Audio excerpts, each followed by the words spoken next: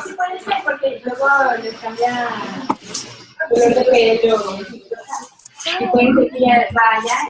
And welcome to OpenHour. So this OpenHour is on collaborations in disaster response between online and on-the-ground groups.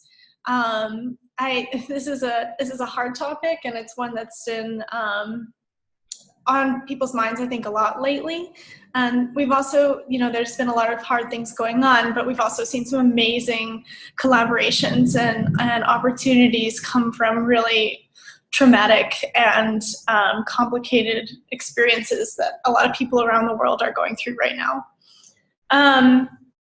So I'm sharing a space here with Liz Berry. I'm just waving from the corner. And we can help to moderate the conversation here, but just sort of to get started, OpenHour is a loose format. If anyone has questions or ideas or things that you want to share in this space, this is a great space to do so. But just to sort of get the conversation going, I was wondering if we could go around and do introductions of who you are, where you're calling in from, and if you have a short story or an anecdote related to your experience with this topic, either recently or something that's happened for you in the past. And if you want to pass on that, that's okay, but I think it'll be good to know some reference points from where people are coming to this conversation from. So I'll go ahead and start. So my name is Stevie Lewis, and I'm here in New Orleans, where currently it's thundering very hard, which always gives me anxiety because we have a lot of flooding problems here. So that's a very minor experience, I think, next to like a lot of people who are on this call, but one that we live here with a lot. So that's me. Liz, do you want to go next? No, I want to hear from some of the guests here. Sure. Okay, so I'll call around a block if that's okay. Who's calling in from Mexico? I am. Hi. Hi. My name is Miguel Salazar. I'm leading an organization called Codeando Mexico, which basically means Code for Mexico.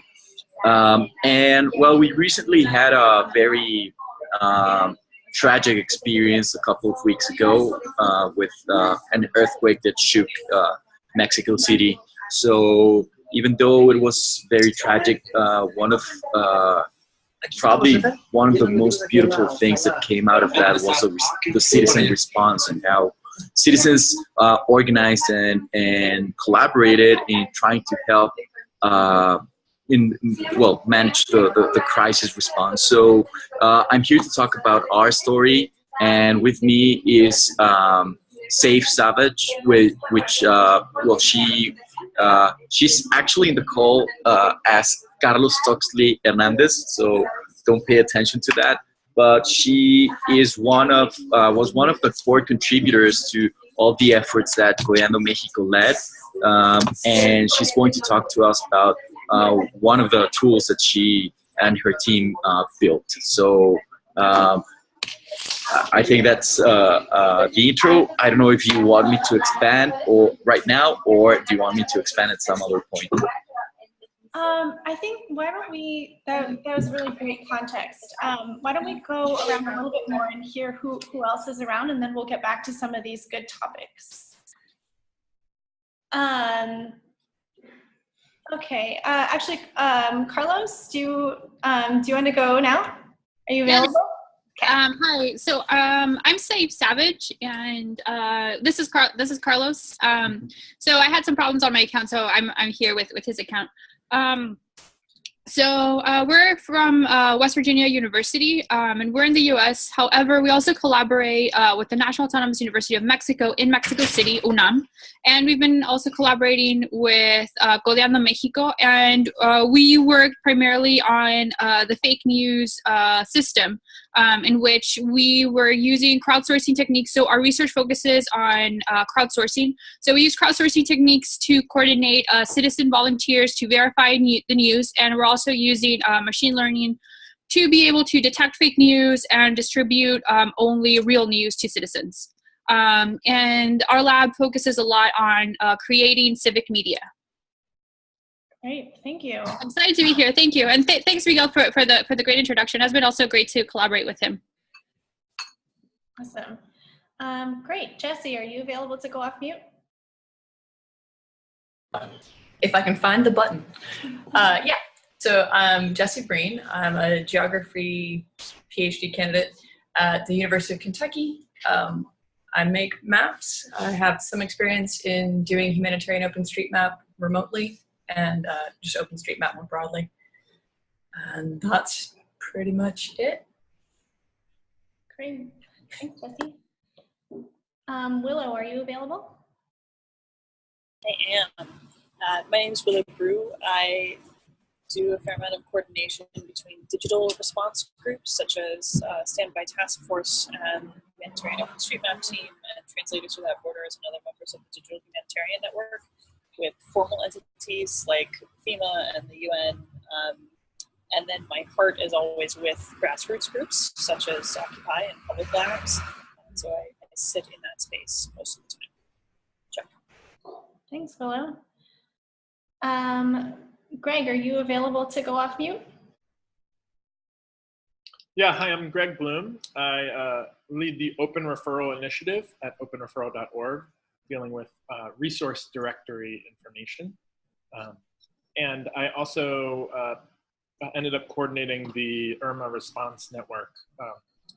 I'm from Miami, and I'm here at the moment. And so I was able to work with folks around preparing for that storm. Great, thank you. Amazing. Bronwyn, are you available? Hi, I'm Bronwyn. I'm one of the staff folks with Public Lab, but I guess I'm also a librarian, and I've done a bunch of work sort of partnering with other libraries or information organizations to help kind of get folks who don't have access to stuff that they need access either to sort of content or information networks that they're otherwise prevented from getting to. So yeah, that's me. Great, thank you. And OM Design, can you go off mute?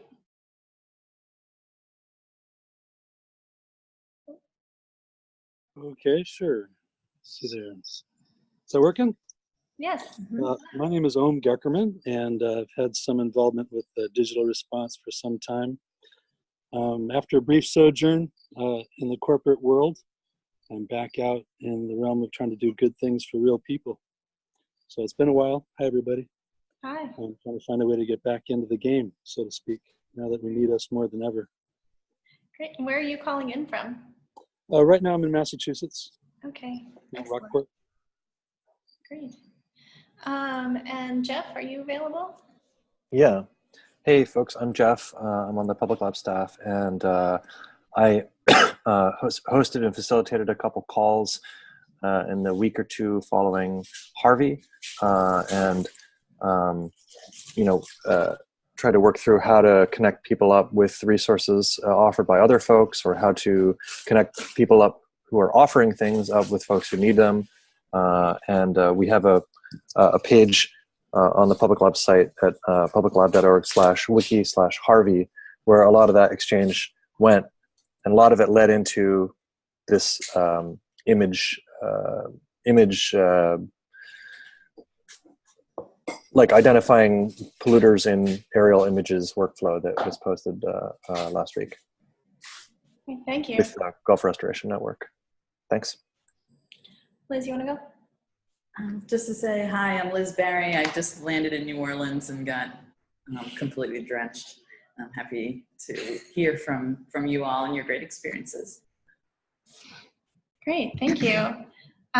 We just got a new person, not to put you on the spot, but Christian, can you hear us?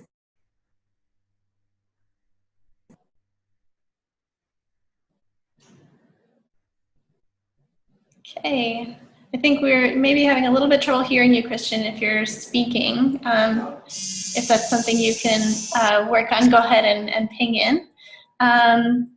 Jason, can you hear us?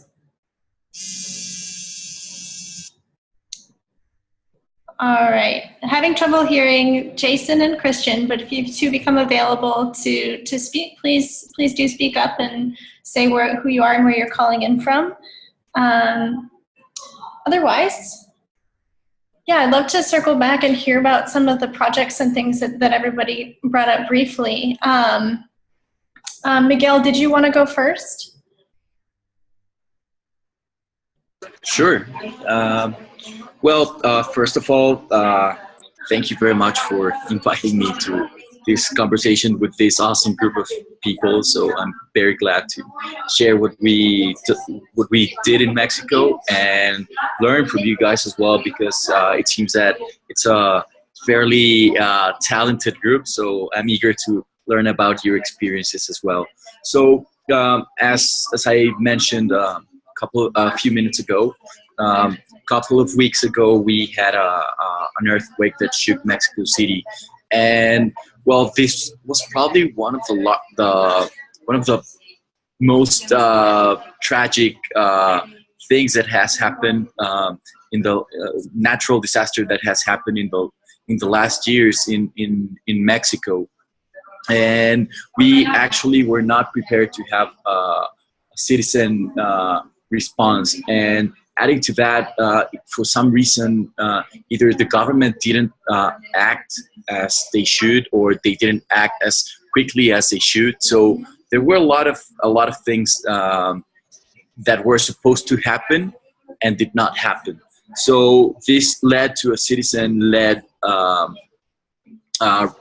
response. And well, in Codeando, Mexico, we started gathering the hacker community in Mexico to create and deliver the tools that we saw that were going to be needed for citizens. Some of these tools were very simple tools, like the sismomexico.org website, which was a compendium of the latest resources and the most verifiable, the most trustworthy resources. But then a lot of other tools that were needed to be developed started sprawling very organically, led by hackers that wanted to deliver on something and solve a problem. So in all, we developed approximately 25 different applications that serve different purposes.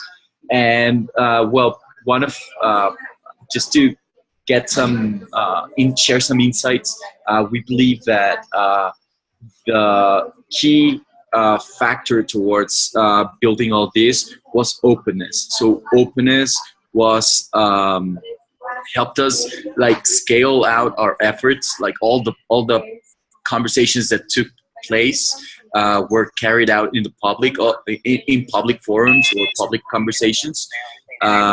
All the tools were built on public repositories, and we were very open to collaborate, and we in fact did collaborate with other groups that were both on the ground or were leading other efforts, such as a humanitarian OpenStreetMap team. So those are a few of the lessons that I want to share, and if I have time, I'll share more of this. Great, thank you. That's amazing. And we have a couple other people who've joined on. Are you guys just available to go off mute and say hello and where you're calling in from? Marjorie? Okay, that's fine. Oh, hi, this is Margie. I'm from Baltimore. Hi, great, welcome. Hello. I just joined. Sorry, I'm late. No worries, you're not late. All right, and I'm seeing that a couple people are having a little bit of a struggle with the connection. Apologies for that. If you need to drop out and come back, that might be something that works. Otherwise, it might be on our end here with the thunderstorm going on, and my apologies. I was hoping I think it would be great to hear a little bit more about some of the other tools and stories that people have had come up lately, particularly the West Virginia University group. are you available to talk a little bit about the fake news and projects that you were working on? Yes. Hi, I'm back. Yes. This collaboration was done also with the National Autonomous University of Mexico, UNAM, and Codeando Mexico. And basically, we had some research in fake news detection and then counteracting it. However, the earthquake turned out to be a really good opportunity for testing out these systems in the wild and also adapting them to real needs. So what started happening in the earthquake was that we had people that were making a lot of reports about people that were trapped, needs that were required for certain zones. And basically what we realized was that given that everybody was in panic, some people started creating fake news reports. A lot of them were actually accidental. So for instance, there was an incident of where people were reporting that a woman, a doctor, was trapped in a building. It turned out that it wasn't her. It was her coworkers who were trapped. And so you had things like that where you had a little bit of incorrect news.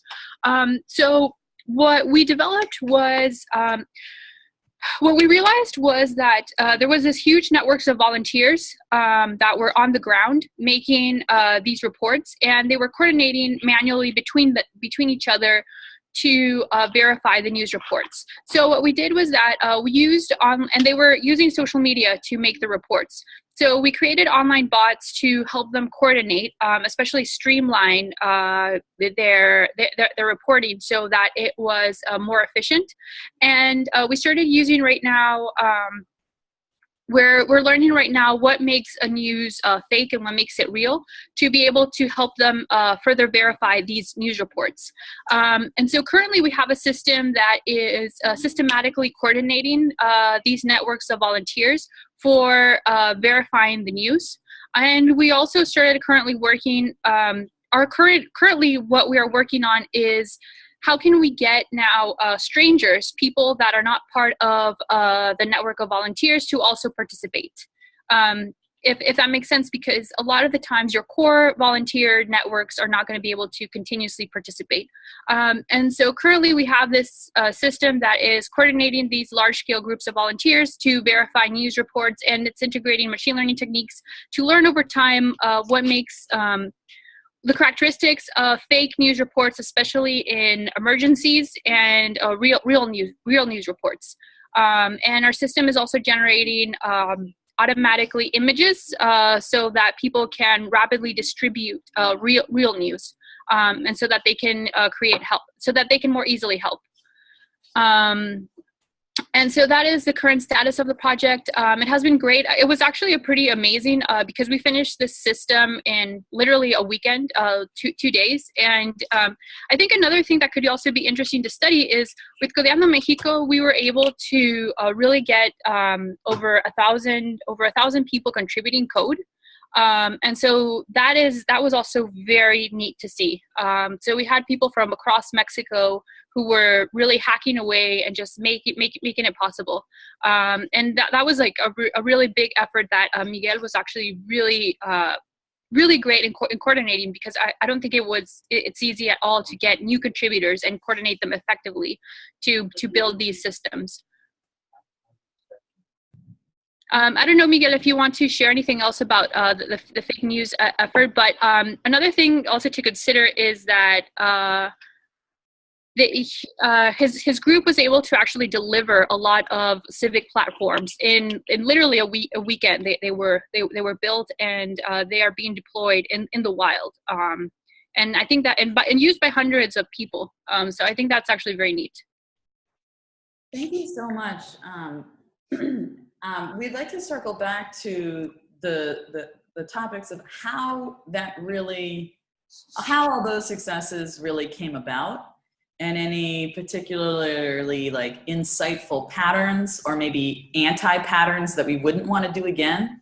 So if you could just think about some maybe lessons learned perhaps, or just simply some good practices, that'll be great. And we'll come back to you and Miguel, and in the meantime we'll go and we'll hear from Willow for the first time now about what she's been involved with.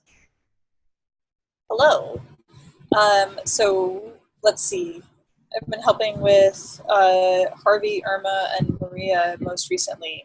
I didn't feel well equipped to help with the earthquake based on the language barrier. I only speak English with smatterings of other languages, so not well enough to do any good work without getting in the way in epic forms. But a really quick response is that MEDAN would be a good group to consider plugging into as far as the news verification. They're another group that does mostly civic media and translation services, and they've been working on similar things, and they're all very friendly.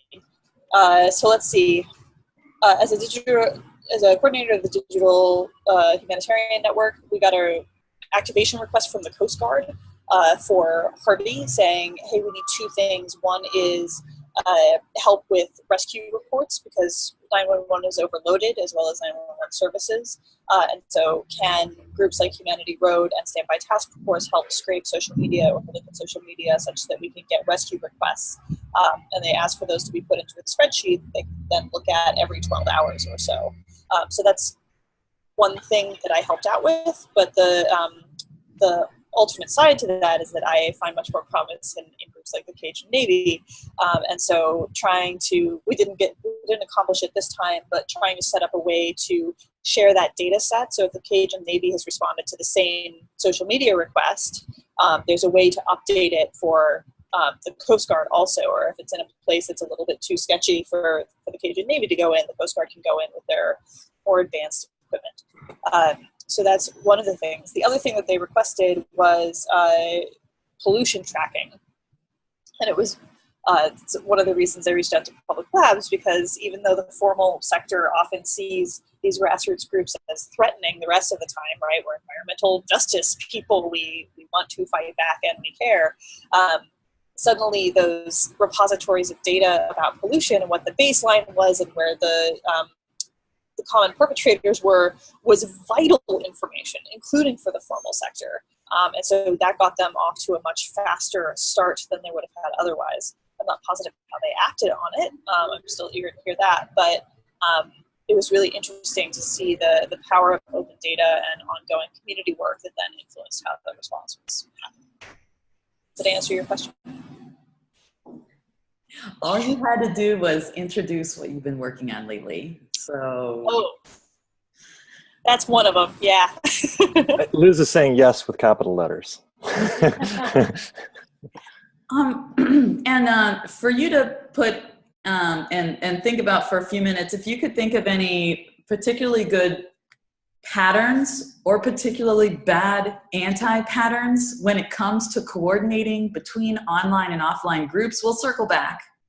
And in the meantime, it would be great to hear from Greg. Are you talking? I have anti-patterns to talk about whenever we're ready for that. Well, yes, save those. Can you briefly just introduce so I happen to know you're from Miami. What did you get into with the last storm cycle? Well, the brief version is, I'm a part of various CFA brigades as a participant and various networks. And the morning that it became clear that Irma was heading at us, I went to look to see who was talking about it, and I saw at first very little conversation, then a lot of conversation in these cloistered and geographic or organization-specific spaces. And so I proposed to the folks who were starting to talk about it that we create a space for anybody from any geography that was potentially impacted or organization to come and share information. And that just became a sort of unofficial, official hub of anybody trying to prepare for the storm. And that was somewhat useful, although frankly, it was clear that we had to figure things out on the spot, and the more context and templates and that we could have, that had been developed in other disaster response contexts, stuff that Willow brought in was extremely useful. And then on the other hand, I also, this space was immediately flooded with anywhere from 3 to a dozen different groups who were trying to form startups and raise money off of us by building new apps that already essentially existed in terms of their functionality, but these were groups who probably had good intentions, but were coming in and telling us what to do, and were trying to raise money to actually power their work in the space. And it was very confusing and disempowering, and I think wasteful and potentially even worse. Okay, let's circle back to, in what ways can offering help be totally destructive? And I'd like to go to Jessie Breen. Jessie, it was great to hear from you when we had to reach out to NOAA for them to update their map. Could you explain how that all went down? I honestly don't know what happened on the NOAA end. It was Jeff who took care of all of that. I just chimed in because of the very little coding I know how to do. Leaflet is one of the things that I actually use all the time. And so it was a leaflet map. And it was using Mapbox and OpenStreetMap, so things I work with constantly. So it was finally a chance with Public Lab to be like, hey, I know how to code a thing. So I tried to pop in there, but then it turned out that they actually responded to social media. So that got fixed. I'm not entirely sure what the map that I added, the hash and the, what was the other thing? Jeff knows. And hash and the coordinates. I added that to something, but it wasn't the NOAA map. It was something else that Jeff had. But yeah, Jeff is the one who knows the story there. I just chimed in because my name was called out on social media, and I was like, oh, wait, what is this? So basically, just like speak of the devil and I'll show up, right? Hey, evil twin. That's me. Jeff, I wonder if you could fill in the pieces between what was being requested from people responding to Harvey. Sure. Yeah. Well, like, in a sense, I was just sort of the connect the dots, be the glue person. So I did very little, but what I did was I tried to articulate what the need from Gulf Restoration Network and from Scott Eustace was, which is that they have a lot of photography, and also NOAA has a lot of photography of sites where there's potential pollution, or like very probably pollution, like a gas storage facility that's totally flooded. And then they were like, well, what we need to get them into this particular spreadsheet format so that we can report these. And there's many sites, and there's, I mean, like hundreds potentially. And we need each one to have a location and to have a photograph. And so they have their own photos, but they also had the NOAA maps. And the NOAA maps, the problem was you just go to the NOAA site. It's on the Harvey wiki page. So publiclab.org/Harvey or /wiki/Harvey.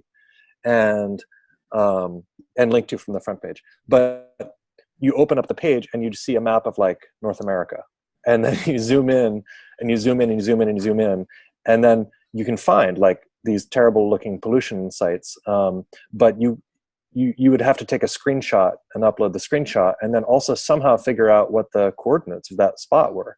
And Jessie provided the code snippets and links that we could point to and say, NOAA, please do this, follow these recommendations that Jessie has made. And like, we actually asked if anyone could make a map, but somehow through the outreach around this, people from NOAA who made the original map heard of it and just implemented it by that evening within a few hours. It was pretty amazing to see. And it was far beyond our expectation of response. So it was really, thank you, Jessie, and thank you, NOAA, and thank you, I think, Mikkel or whoever else helped get the word out. Willow as well. And Jeff, just for our international audience, can you explain what NOAA is? Well, to the extent of my understanding, it's the National Oceanic Atmospheric Administration. I'm really good at making up acronyms, though, so just that's right. Federal United States government. But yeah, they've been that flying. That was entirely Mikkel. Okay, cool. I didn't have anything to do with that. From our end, basically, we put out a bunch of asks. We asked people to get the word out, and then someone from NOAA showed up. So we actually don't know exactly what the sequence was. And yeah, NOAA has satellites, but in this case, they've also been flying over the Harvey affected areas a lot. So they've just been taking a lot of photos of everything. Okay, thank you. So I'd like to start this circle again over, this time with the question of, can you say one practice that was either effective or merely encouraging for remote and in-person coordination in the efforts you were a part of? So something that worked well, and bonus, something that really wasn't working out that well at all. So an anti-pattern. And I'm going to go in the exact same order. I'm going to go Miguel, Sarah, Willow, Greg, Jesse, Jeff, and anyone else who wants to jump in. Okay, so over to Miguel. All right. Well, I think that one of the patterns that we saw is that situations like this sometimes bring the best out of everyone. Like it really brings out the hero or heroine that everyone has inside in a way. So one of the things that I noticed is that people felt really empowered to take action, but some of those actions were actually solo efforts or efforts in very small groups. And those groups, they start out with a lot of energy, and that is super inspiring to know that there are some people took action and they are holding on their own.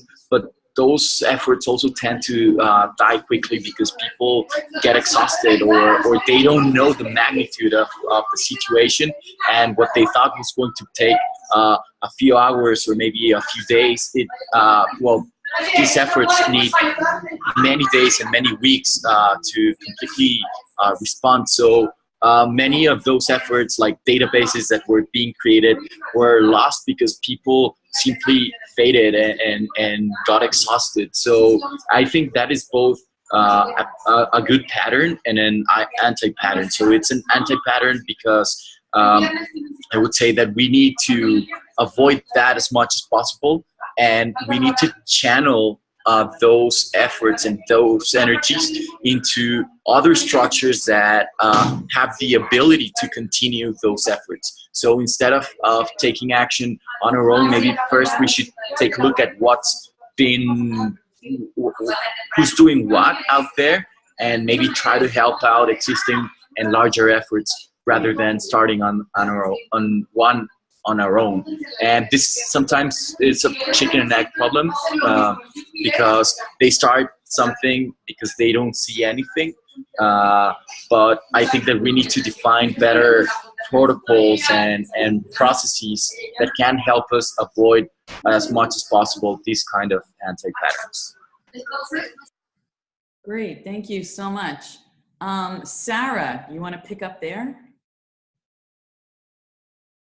So I assume that I'm, so my name is Saif. Saif, I'm sorry. Can we get the spelling so we get it right? I'm so sorry. Yeah, no, actually that's fine. Actually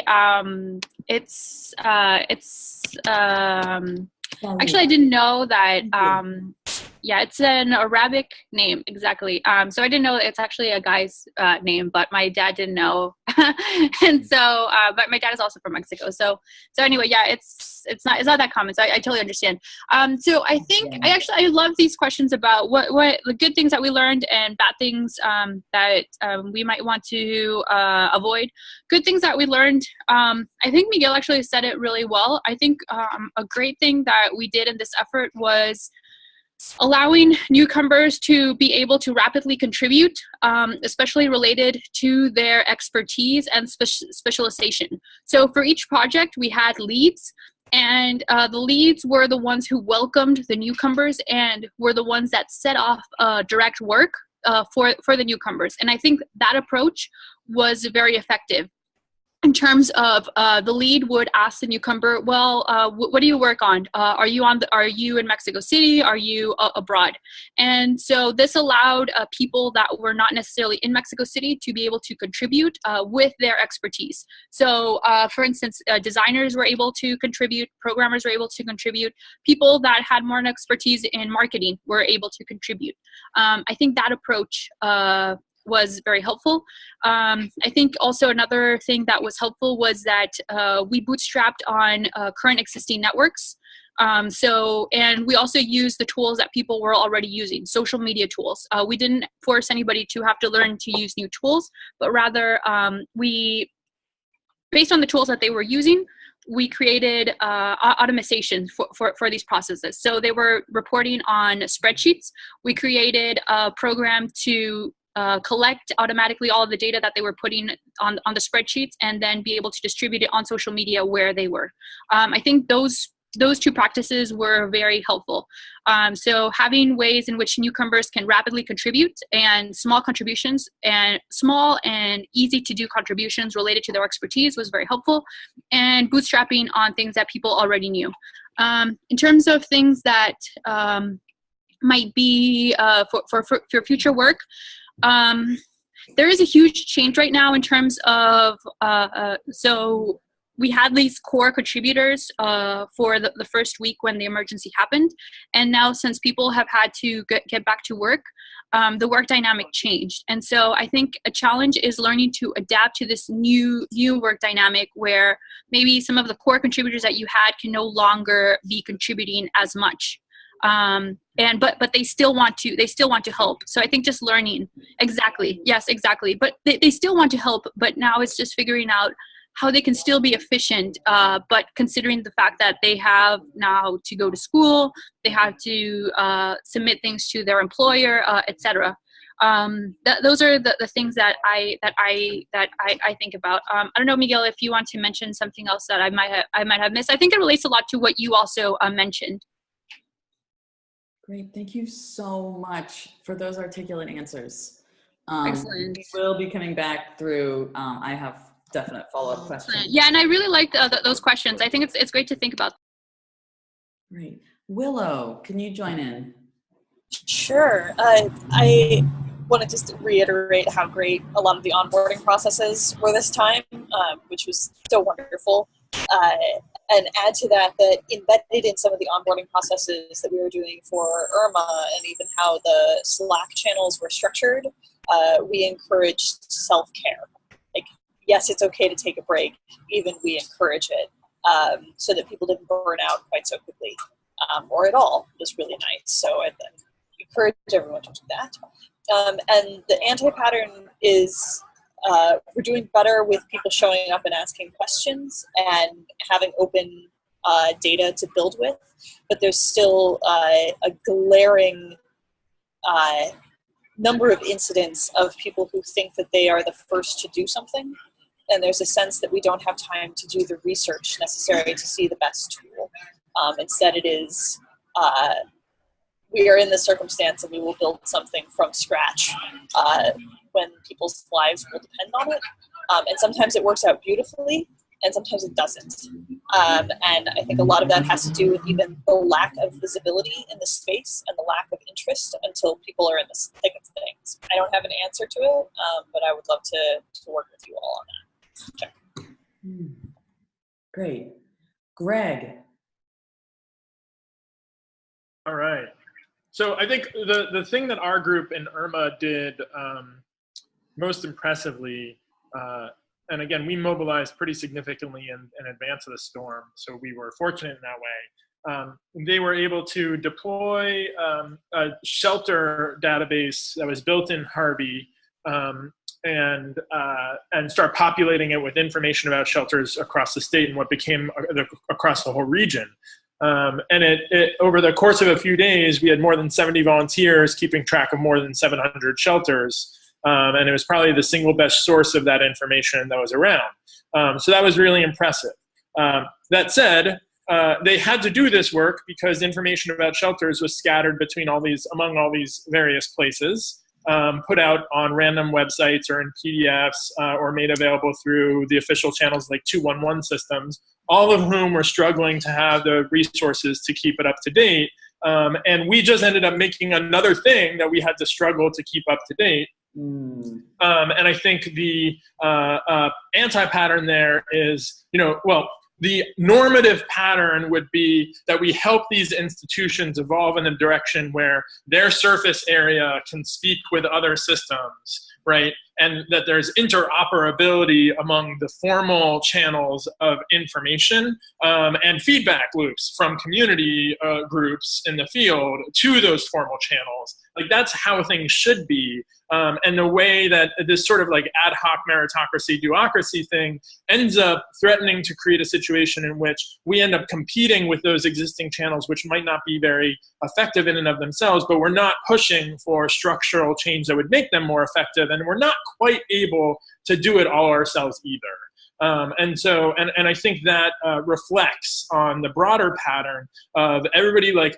is ready to rally and like put up quick databases and so on, and then they have this thing that they need to feed, and the pattern is that they need to feed that thing in competition with other things. And so the other thing I like as a leader in this network, an ad hoc leader, it put me in a very odd position several times of having to essentially dampen people's enthusiasm by asking inconvenient questions that suggested that maybe we actually shouldn't go ahead and do this thing, which I understood the pushback that I would get repeatedly from people who were like, but people's lives are on the line and something is better than nothing. And I had to be like, I'm not actually sure that something is better than nothing. I don't know, right? Because if we give out bad information, that might be worse than nothing.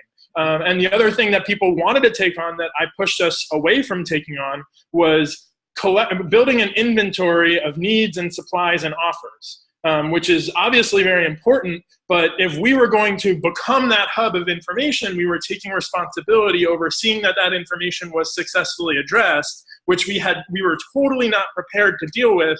And that was a situation where it wasn't just like getting information about shelters to people. If we take requests for needs, we're assuming some responsibility to ensure that gets met. And that is a non-trivial logistical challenge on multiple fronts that I didn't think that a group of randos in a Slack channel should be taking on. Hey, I am those randos. Yes. Thank you. You're welcome. Thank you. And I'm planning a follow-up question on the qualities of leadership based on what Miguel, Saif, and now you have just alluded to in different ways. So keep on those points. And I want to go to Jesse. We're still on patterns or anti-patterns. Yeah. My interaction with this was all very small. It was like one afternoon, 2 afternoons. So I don't have a whole lot of patterns. But I did notice in dealing with that NOAA map that the NOAA map was using open software, was using a lot of open data, but then it wasn't actually fully doing openness completely. So there was no way to actually give them feedback on their map, even though their data and their software was open. So it's sort of this incomplete use of open data and open software, that if we could just get kind of civic and government organizations to actually fully participate in that, you know, have maybe a GitHub for your map so someone can give you feedback and make additions to it, would be really helpful. And that's a thing that I think happens a lot in when government finally does use open source. They lean a lot on things like Esri's Arc Online, which is open but not as open as you would think it is. Or they'll use weird little code snippets, or they'll try to obfuscate how some of their website is working in order to protect things they think need to be protected. But yeah, it's just non-full engagement with open source is kind of frustrating sometimes. Jesse, you've given me the opening to say one of my favorite phrases, which in regards to open data and open source, Gov can dish it, but they can't take it. They're willing to publish, but they're not willing to really be directed and co-develop things. That's a sassy statement by me. I'm going to stop talking now. And Jeff. Just a brief on the end of that, or not willing to be improved by open source sometimes, or not aware that that could happen. Jesse, I mean, I think we could ask Noah and this person from Noah, whose name I think I don't fully know actually. Josh Woolward? I think if... He goes by Wool, but it's Woolward is his last name. That's what I was not sure about. If we could ask one more thing from them about that map, I wonder what that would be. and I bet you have some good ideas. A repo. Put it in a damn publicly accessible repo. But once it had a repo and you could file an issue, what would your first issue be? We don't have to answer now, but it's sort of a good something I would love to keep in mind, you know? Yeah, to think about it. And Jeff, do you want to contribute on any insights on patterns or anti-patterns? And I think your work in particular involved kind of a last mile manual step of talking directly with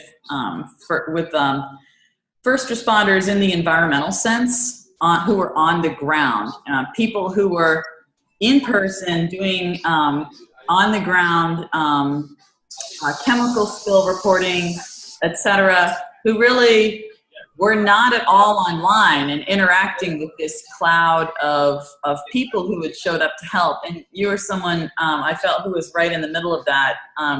A, did I get that right? And B, if so, or if not, correct me, but if so, what were some patterns or anti-patterns you might take away? One was we had like a bulletin board on the Harvey Wiki page, sort of where people could post questions. And what we tried to do was ask people who are offering capacity or offering a system or something to phrase their offer as a question, as in, would anyone find this useful, or would you like me to do this, as opposed to coming in and saying you should all do this. And I thought that was really helpful because it was like it meant that everyone was having to ask a question, and then there was a lot of connecting up of resources, as opposed to some people just telling other people what to do, which is cool. The anti-pattern maybe was that we weren't, like, a lot of public lab is not about, or has not been about urgent disaster, like emergency response. Like, it's been about on the scale of months and years, and sort of longer term planning. I think some of what we were able to do was helpful, but I think that we weren't 100% ready for the number of people who stepped forward and wanted to do something right now to help. And we didn't have a thing that you could immediately just start doing. And so there was some, maybe it's okay, there was some time when we were just waiting for things we could connect up to each other. And maybe a week and a half or 2 weeks of that was fine. But I mean, I think maybe in the future there could be some initial thing that anyone could just start doing. Great, and that echoes what previous speakers have brought up. I'm going to come back around with a question on describing positive qualities of leadership or lead facilitation that I would like to get everyone's points on. Sorry, Willow, was that you? This is Margie.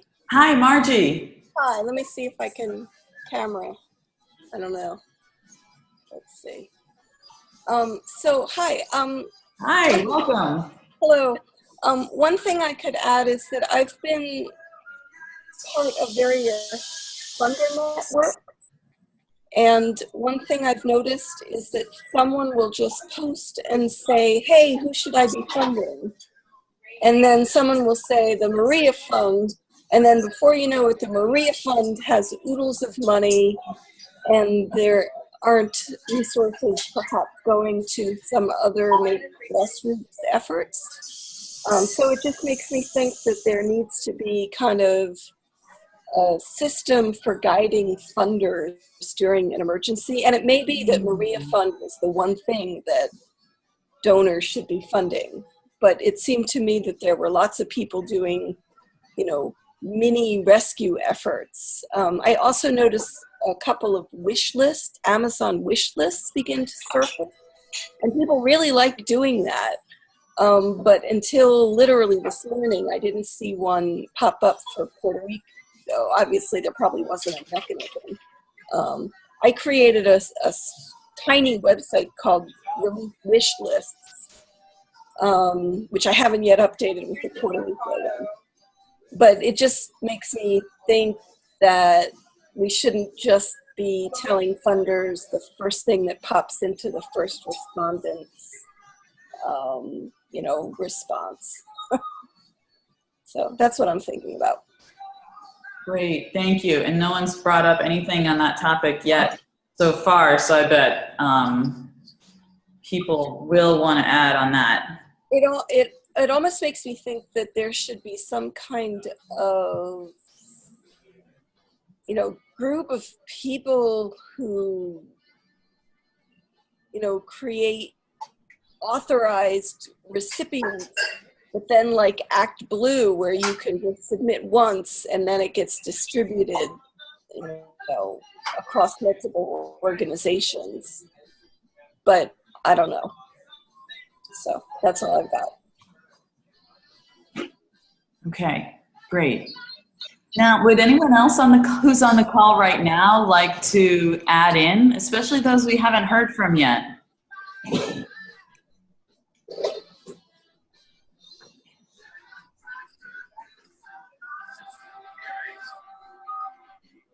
All right, no problem.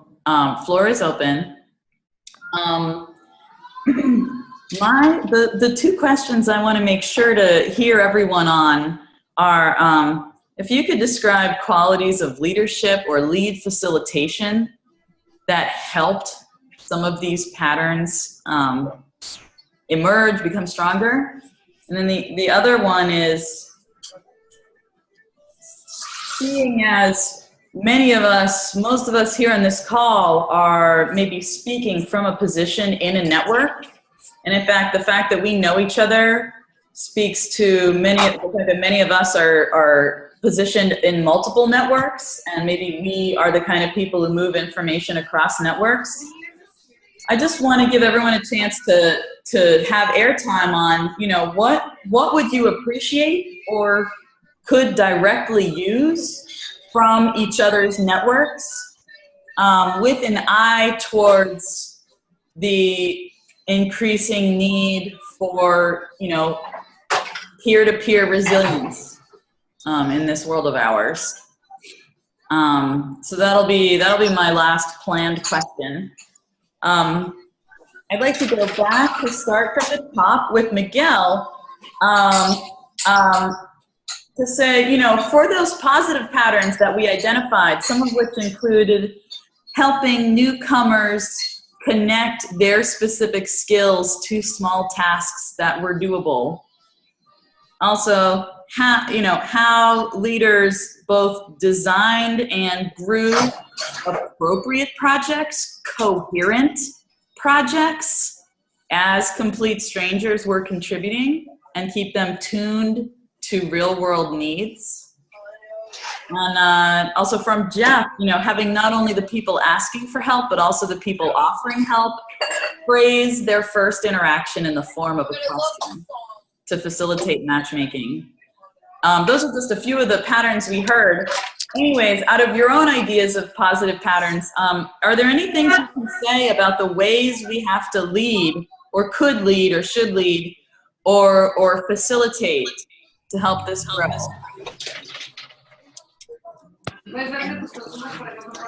Okay, well, one of the things that we need to understand as leaders is that we need to be very humble about our efforts. First of all, we are rarely the only organizations that will be involved in these efforts, and there are other equally important, equally not important, but equally involved organizations in these efforts. So we need to recognize the work that others are doing better than our organizations, and step aside when we need to, in order to have other efforts be more effective. So for instance, from the moment that this effort started, we decided that we will not be involved in mapping operations. Why? Because OpenStreetMap was already leading those efforts, and instead of us wanting to step on their toes, we decided to channel everyone who wanted to map to the humanitarian OpenStreetMap team. So those are the kind of things that we leaders need to recognize. And another thing is that we need to be in constant communication to see what the current conversations are. One of the things that we noticed is that the conversation in at least in social networks, which basically was mirrored the real life necessities on the ground, changed from day to day. So we need to be in constant, we need to be out there constantly, and each day new things will arise. So we need to rapidly be able to respond to these new needs that arise in an organized and coordinated way. Great, thank you so much. I want to go to your collaborator, Saif. Sorry, can you guys hear me? Yes. Okay, excellent. Yeah, I actually really liked what Miguel said about focusing a lot on the, sorry, Claudia, focusing a lot on identifying what each individual person can do well and not repeating the efforts. And so I think that was something that we were able to do very well in this effort because we bootstrapped on existing networks, if that makes sense to people. And with respect to, I guess the other question was about the leads. I think it was important to have leads for each of the projects, and just to let the lead be the one who decides how the individual efforts are going to be integrated. And I think that was how we solved some of the problems that other people mentioned, where you had different groups competing against each other for doing the same tasks. So since we had leads, it no longer became an issue where we had competition, but rather we had a global vision, and we were all integrating our efforts for that vision, if that makes sense. Can you say just a little more context on the leads? Were the leads the ones who were there? So we had different projects that arose based on the needs. So for instance, one project was a fake news project. Another project was a project where we were basically mapping all of the needs into like into a space where other people could rapidly visualize it. We had another project, for instance, that was just focused on sharing on social media and with the press what was going on, what we were developing, etc. And we had many different projects that were also arising from these different from the different needs that were emerging. Another need, for instance, was about visualizing what had happened in each region, how each region was affected. So each of those needs became a project. Each of those projects, Miguel set off like a director for that project. And the director of the project was the one who was in charge of deciding who is going, like what each individual volunteer is going to do. And also when we had newcomers joining the project, the lead was also the one who would set off like, okay, you're a specialist in design, you're going to be working on this. You're a specialist in programming, for example, bots, you're going to be helping us in this for this project. Does that make sense? Yes. And so I think this hierarchical organization where you had the lead that was basically overseeing the project and coordinating each of the individual volunteers helped into facilitating that newcomers could start tackling the project rapidly. B, it also helped in not repeating efforts.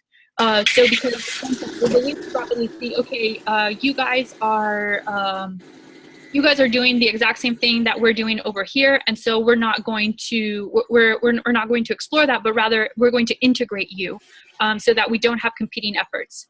And I think also another thing that was helpful was that we bootstrapped on existing networks. So we didn't have the problem that that was also discussed, where you had to find suddenly ways in which you could fill up your platform with information. When we bootstrapped on these networks, they already provided us with people and with the information, and we didn't require them to start to input things into our system. Does that make sense? Yes. But I think having leads was very, very helpful for execution. I think it was pretty amazing that basically in a weekend, Miguel's group was able to.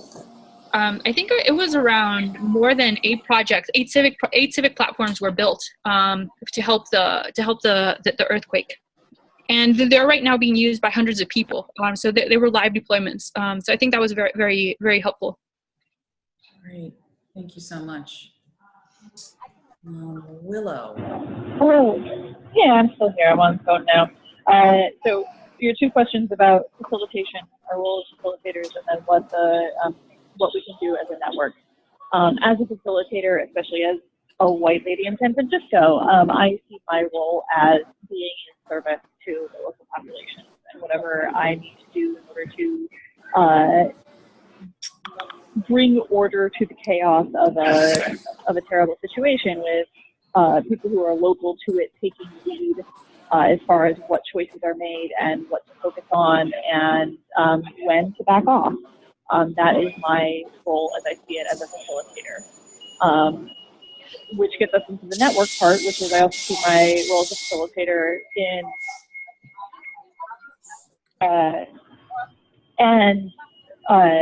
in that network, we need to be sharing the tools that we have built, the data sets we have, and everything else, not just when things are terrible, like in advance, in between time. And so Greg and I and others are thinking about having a crisis congress or something like that in the new year where we can get together when not everything is on fire and underwater and the power is out, and do some skill share and think about things strategically when we're not in the heat of the moment. The final thing that I would request is that Devin and I and some others have been working on a database that is a repository of these things that we have built, as well as the documentation that supports them and their current status. Someone who is not very good at GitHub or whatever else still navigate this tool and contribute to it. And I would love it if people would do brain dumps either directly to me or into the database directly so that we can have an easier way to search and build on those pre-existing networks. Great, thank you so much. And you'll have a chance, if you can stay on the line, we will go back around and hear more about that, what we need from each other in a network, again. I have to jump off real quick, but I'm going to listen to it later, and I appreciate you all, and I adore you. Okay, bye. Great, thank you, Willow. Thanks for getting both answers to the questions in then. We are at the top of the hour. I noticed a couple people have had to go. That's absolutely fine. It's not disrespectful at all for you guys to drop off. We are going to keep the line open, and we're going to proceed through these questions. So everyone who can stay, you're welcome. Let's keep going with Greg. Mostly, I loved what folks have said here. We had the experience, to Sai's point, about needing to establish clear lines of leadership. I would just say having more than one person in leadership on a project, I think, is really important for a range of reasons, from the bus factor to just plain old mental health, as well as just checks and balances. So I don't know about one leader so much as a designated group of leaders. And the other thing I would say is documentation. And it's amazing how resistant people are to writing things down, which is just baffling to me. And having that as an important norm of just like, if you have a project, you should have a document that says what the project is, right? And that document should also probably be listed in the document for the network as a whole, right? So those are basic things that Willow specifically was tremendously helpful in coming in and helping us clean up during our Irma response. And the other thing, I just want to keep promoting Willow's work. I'm going to chat in a blog post that she put together with Tim Schwartz, who worked on the missing persons information standard. And I think some of the ideas expressed in this blog post, whose link I just put into the chat box, are things that we need to extrapolate outwards to the entire crisis space and just have available on hand. Like, I'm even imagining a kind of Hippocratic oath, because it's like, it's one thing for me to go into a network and ask these questions, but it's another thing to be able to point to easy to understand documentation of some of these ideas that can help people wrap their head around ideas that like take them out of just like knee-jerk reflex mode, right? And being able to have protocols for like, what are effective ways to do this work that we can easily reference, I think would be really great. And the last thing I'll say is that I've heard a lot of interest, and I know that Willow is asking around about like a convening so that we can have these kinds of conversations we're having right now over the course of a few days, face to face, so we can come out with some of these documents. I'd really like to see that happen, and I'm ready to help make it happen. If anybody wants to talk about that. Great, thank you so much. And I'd like to go, we've lost Jesse, so we'll be going next to Jeff, and also Marjorie is going to be in the rounds now. Thanks so much for being here. So Jeff? Yeah, I guess I've just been, I feel very lucky to have heard from all of you, and I don't have an awful lot to add, so I think that's pretty much it for me. Thank you all. Okay, great. And Marjorie? Oh, Douglas. You are live. Okay, and I apologize. I joined quite a bit late, so if some of this has been said, feel free to cut me off. But I'd really like to see going forward a better effort of trying to get initial communications in place for whatever event it is, and trying to leverage really the resources that have infinite means. So I'm talking about like AT&T or the US military, who can, fly over with a helicopter, drop satellite phones to people on the ground, and, solar panels where everything is immediately available and doesn't need diesel and a power source and a generator. But, these people have, or these institutions and governments have the ability to put those things in place immediately that would allow the communication, and then enable the efforts that we're all talking about, which are how to find people and how to get updates and how to do the mapping. But being able to have that communication in place literally immediately, it would just be so much better in any event, that you don't have to send resources to a certain area because they're fine for whatever reason, or somebody is completely without any food. So I guess that's my take, is if there's a way to communicate with some of these companies and government institutions to be able to have them set up their networks immediately, which they're all more than capable of doing, and then open those networks up to these open source efforts. I'd love to see that happen in the future. And Douglas, do you work with any of the institutions you mentioned? Well, I had been an employee of a company called Schneider Electric, which is a massive company, say 150,000 employees. It's an energy management company that knows all about solar and all about how to connect, and make off-the-grid systems for islands or anything. However, their effort, and I have criticized them and encouraged them in a way, as a former employee can do, is that, instead of just making a donation, that they really need to target and do things that they know that they're capable of doing. So I will continue to approach them because I do have connections within the company. Their effort recently has been donating some solar powered lights, which they give to third world countries all the time. They probably have USB ports in them. That's nice. They have more than the capability of setting up a microgrid, or a containerized data center as needed. They just don't do it. I don't know why. Maybe they just need more time to plan things and they're not as agile as they think they are. So yeah, I will continue to work with Schneider Electric as best I can to encourage them in the future. But there are a lot of people in the military now who have spoken up and said, if I'm just going to call them out, Trump had said on day one, the military is in charge. They could have done what they knew how to do and they learned from Katrina, which is work on the most important things first and get the communication in place. So hopefully some lessons are learned there, and people will allow, the military with their infinite resources to do what they can do in the future. This is such an important topic, and I think, as we see the rate of, let's say, like some kind of like civil crises like increasing, I think undoubtedly traditional institutions are considering like what is their new role, or does their role change at all? I think a lot of people are asking the questions, where are our structures? Where are our government structures? Where are the corporations who we have helped to grow rich? Where are they now that the people need some help? And so that's a very ambitious topic. It may exceed what we are even reaching for on this call, but I'm sure everyone's thinking about it. And it also echoes in my mind next to Margie's call for, funders who are, maybe also representing some moneyed interests who are also willing to move fast, but in moving fast may end up, misfiring.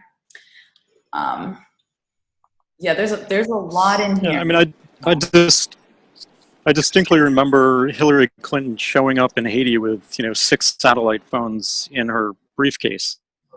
I mean, that's kind of like a nutty way to put that in place. You could literally drop those from a helicopter. So okay, there should just be a better way to do that. Get that communication going initially, and then just quickly. Sorry, I'm in a public space. Another thing that I'd really like to see going forward is, I've heard the documentation. I'm kind of an expert in Agile Scrum. I'd love to see some of the tools that a lot of us use to create projects used for, emergency events. So using something like Jira or Trello. Trello, you can start up a new project in seconds. Instead of using some of the tools, I've been following some GitHub. It's great that people have created GitHub projects, so there is documentation and it is centralized. But for the average person, it's pretty better than a bunch of emails. But something that's a lot more transparent, like Trello would. Okay, great. Thank you, Douglas. I want to finish my cycle back through Marjorie and then see if anyone has any wrap-up requests of each other, since it's a little bit rare that we're all here on the line together. So yes, Marjorie, any ideas on the describing qualities of leadership or lead facilitation? I'm not sure I can directly answer the question, but I've just been writing down notes of thoughts, and I wonder if you'll indulge me on various things.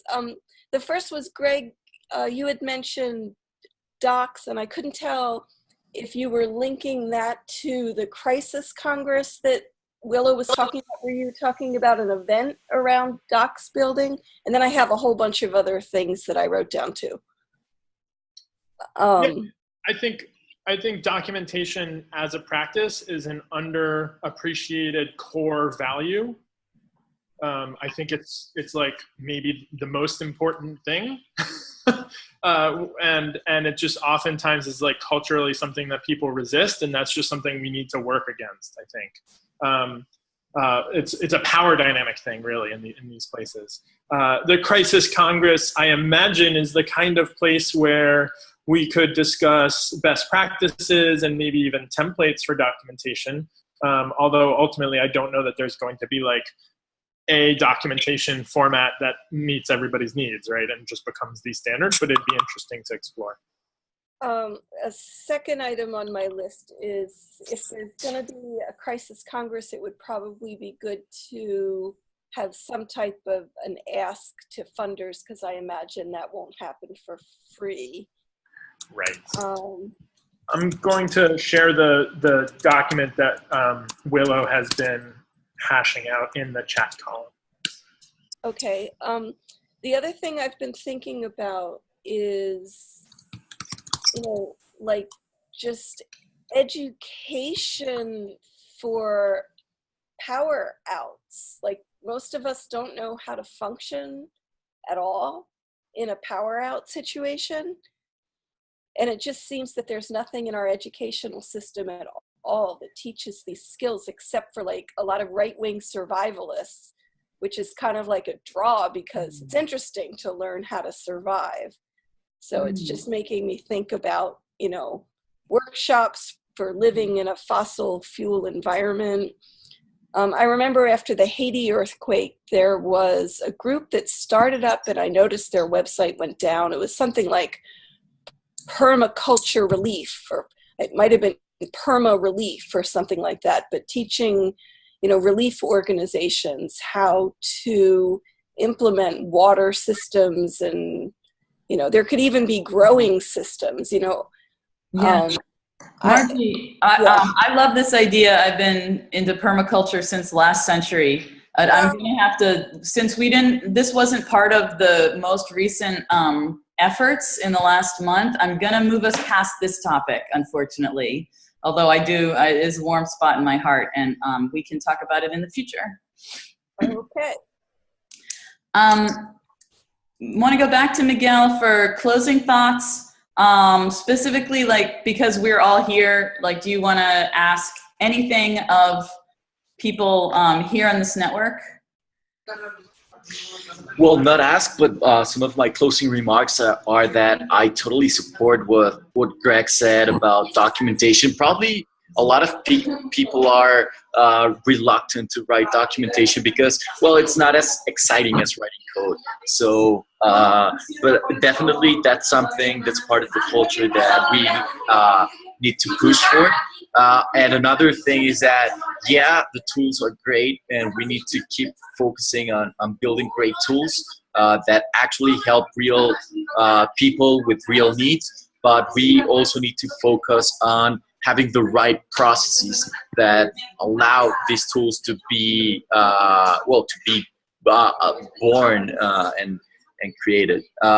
And another final remark is that as soon as this happened, Chris Whitaker from Code for America reached out and asked me if we needed any help because of because of the experience that you guys had gone recently with Harvey and Irma. And actually, well, the response fortunately was so great that we didn't need any help. But also, I don't think I'm not sure that any of the tools that were built for the Harvey and Irma response could have been helpful right away. So I'm really looking forward to this Crisis Congress if it comes out, because we need to talk about like what are the specific differences and similarities between these tools to see if we can actually leverage, respond faster with leveraging other efforts. So thank you very much, everyone. It was a great experience learning from you. Okay, great. Saif.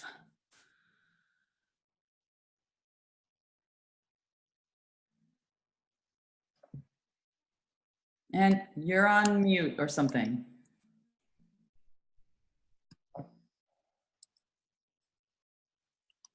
No, maybe those headphones aren't working. Can you hear me now? Yes. Oh, okay, great. So anyway, I really enjoyed everything of the talk. Great questions, and it was a really good reflection. I'm also looking forward to this Crisis Congress proposal. As a closing, I would like to say I'm very interested in even applying for grants. If you guys are also interested in that. And because I think there's a lot of really good opportunity in the space. And so we are a research lab. And so if that is a venue that anybody else is interested in, I would love to collaborate with others on this front.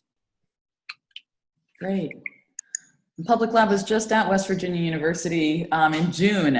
Wish we had met you then. Oh, really? Oh, that's so sad. That's so sad I missed you, but thank you for visiting. We held a regional barn raising with people pushing back against coal mining. The media lab there. At the media lab. Oh wow, nice. I think that's also something interesting that we could look at. I think there's a lot of opportunity in looking at how you can kind of change the culture so that they might be more accepting of these new types of jobs. Okay, great. Greg, any closing thoughts? Thank you, by the way. I really enjoyed this talk. Great, thank you. Yeah, likewise, thank you. Yeah, I spoke a lot and also listened a lot and learned a lot. So it was a privilege to be hearing from y'all, and I'm excited to see where this goes. Great, thanks. Likewise, Margie, Greg, thank you. Any last thoughts? Yes, it's a great network. I'm still wondering how to help the people in Puerto Rico. That's really foremost on my mind. I wrote a comment like, I don't have a plane, I don't, run a boat, just don't really know how to help. Are you there's a lot, We'll take this offline. Because New York is 10% Puerto Rican, and I'm in New York. There's a lot going on here, there. I can help direct traffic, maybe just after this call. But for my closing comment, I want to warmly and seriously invite people who are interested in the Crisis Congress, which is described as maybe up to 4 days, up to 40 people in an area that knows recent destruction. New Orleans is listed, and I want to say that in just 1 month, Public Lab is convening its annual community event. We call it a barn raising in the spirit of people coming together to raise a barn. We don't actually raise barns, but we do a lot of documentation. We do a lot of co-design of technology. We reflect on the efforts we've been through in the last year, and we share our regional stories and try to transfer knowledge. And the Crisis Congress is welcome. We have housing arranged. Do you want to say what the cost is per person? No, we run it on you pay what you can. The flat fee on Eventbrite right now is $50 for the whole event.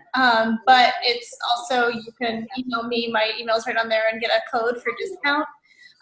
So basically just getting here, and that includes food and housing and transportation to the site and back from New Orleans.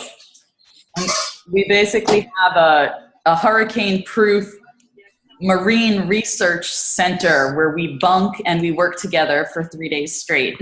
And there's Jeff explaining where it is. So if anyone wants to fly into New Orleans on November 2nd, or a day or two earlier, and fly out on Sunday the 5th, there's a convening that we could all be at.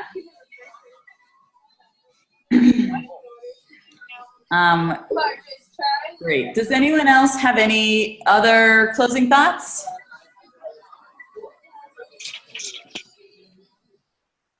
I dropped in, I'm trying to drop in. I guess I just pasted it twice. Just a link to the Harvey page I mentioned, as well as the NOAA page for Irma, which has this permalinking system so that you can zoom in and send an exact link to an exact place on the NOAA imagery. I know it's just a small thing, but we felt like it really did help save time in some of the efforts we've been trying to put together, and they rolled it out for all of the imagery they do. Great. And from Massachusetts, the person who just showed up and then went back to being a blue screen. Yes. Hi, Jeff, it's great to hear it. You guys in Mexico have done amazing stuff. And Saeed, it sounds like what you've created is actually a really good tool that knocks out about 80% of what you actually need in a crisis. Similar systems I've been trying to argue for years and years and years. I think we need two things right now, which is possible because we offer a service of really, really well-created data at a cost that's far less than the government can spend on it. So I think we have the potential to be providing a service to government, and in return, they can provide network and access. And a network that they don't control the data flow, but we provide good data for them. So I think we have a good trade-off and a proven track record of being able to organize. But fundamentally, the issue that we need to possibly consider is that the prime stakeholder and our prime source of information really ought to be the person on the ground, every individual with a mobile phone or access to a mobile phone within a day's walk. If they're the primary stakeholder and every time their data moves anywhere, they get notified and they get apprised of the situation, and they're allowed as a group of people to self-organize and tell everybody exactly what they need and where they want it, we take care of a great chunk of the logistics and argumentation. And if we're doing a system that has no interest in fiefdoms and individual products and fundraising, which is it's natural, but it's also kind of unfortunate, and I've seen it for a lot of years now. This conversation hasn't changed much since Haiti, and that's sort of like we have reinvented the wheel every disaster, and there's no real reason for that anymore. I think we've done it, we've identified the needs, we've tried it and practiced it, and when we see organizations that are led by people in the situation, it always works out better. So why not extrapolate that out to individual humans and let them be the arbiters of what's happening where they're at, and they can verify each other's information, and we can do, preference ranking, and we can take care of so many things if the end user is our primary stakeholder. So with that, I'll stop the rant, but I'm really glad to hear this conversation happening. I hope I can get to the Congress. I hope I'm useful at all, but man, these ideas aren't brand new, and I know we can do it. And I loved hearing these ideas where we finally got some traction with the government. NOAA's listening right now. That means that they've had a good, successful experience. We can totally jump on that and do it with all those other organizations. So I think our time has really come to get up and do it. I love seeing this happen. I think we're about ready now, aren't we? Thanks. Great, everyone, it's been a pleasure. It's been an honor. To everyone who's working so hard, just, everyone appreciates you, and let's be in touch with any immediate needs, and in the long term, we'll probably be meeting again. So it's hard to exactly say I look forward to it, but you know what I mean. So thank you very much, everybody. Bye now. Thank you. Thank you very much. This was a great meeting. Yeah, thank you all.